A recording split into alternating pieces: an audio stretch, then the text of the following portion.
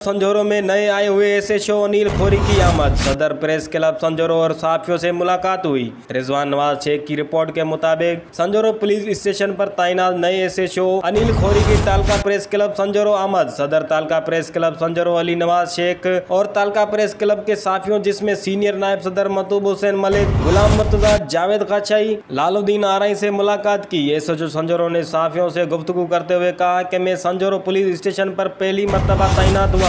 मेरे संजौरो में आने के बाद शहर में 2 चोरी की वारदातें हुई हैं। ये काम लोकल चोरों का है जिस तक मैं पहुंच जाऊंगा। मैं आप साफी दोस्तों से ताउन की अपील करता हूं कि आप जुर्म पेशा अफराद के खिलाफ कार्रवाइयों में पुलिस का साथ दें। मैं आपको यकीन दिलाता हूं कि मैं जब तक संजौरो पुलिस स्टेशन पर तैनात हूं मैं अपने इलाके में जुर्म पेशा अफराद और मंशियात फरोशों को बर्दाश्त नहीं करूंगा। मैं संजौरो के शहरियों से अपील करता हूँ कि आप जुर्म पेशा अफराद के खिलाफ कार्रवाई में पुलिस का साथ दें। जुर्म पेशा अफराद का ताल्लुक किसी भी बासर अफराद के साथ क्यों ना हो, मैं उसके खिलाफ कार्रवाई करूंगा। जुर्म पेशा अफराद की निशानदेही करने वाले का नाम राज में रखा जाएगा।